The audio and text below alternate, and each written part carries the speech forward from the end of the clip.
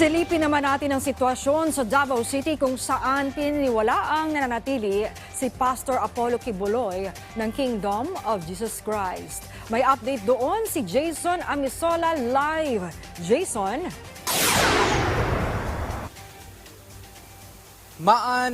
Isang mapayapang simbahan ng Kingdom of Jesus Christ ang bumungad sa amin dito sa Davao City. Matapos i-cite in contempt si Pastor Apollo Kibuloy kaninang umaga ni Senator Riza Hontiveros. Kasalukuyang walang vigil at walang panawagang nagaganap dito sa labas ng kanilang simbahan. Ito ay salungat sa nangyayaring pagtitipon sa labas ng Senado sa naglalayong manawagan ng hustisya para sa pastor. Sa panayam sa Police Regional Office 11, wala pa silang natatanggap na order mula sa National Headquarters ng Philippine National Police ukol sa pagpapaaresto sa pastor. Siniguro naman nila na walang pagpapanig na mangyayari lalo na at isang kilalang religious leader si Pastor Kibuloy dito sa lungsod. Ilang mga supporters naman ng KJC ang nagpahayag ng pagkadismaya dahil sa nangyari at sinabing iaalay nila ang kanilang buhay para maprotektahan ang leader ng Kingdom of Jesus Christ.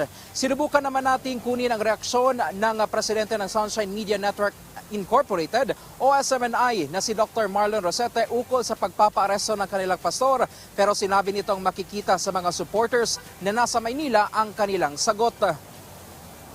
Mahigpit rin ang seguridad na ipinapatupad dito na kung sino man ang papasok sa kanilang compound dito sa Davao City.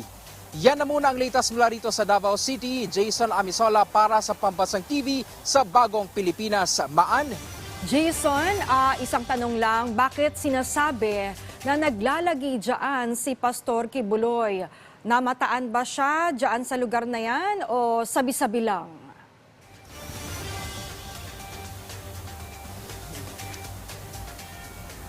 Dahil taga rito si Pastor Apollo Kibuloy ay naniniwala ang karamihan na nandito siya, lalo na't nandito ang kanilang simbahan ng Kingdom of Jesus Christ.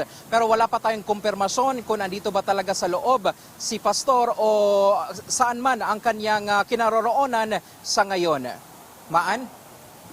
Maraming salamat sa iyo, Jason Amisola.